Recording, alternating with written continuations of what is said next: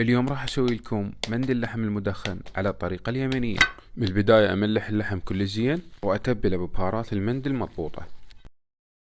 كيلو تمن وغسله غسلة واحدة بدون تنقيع.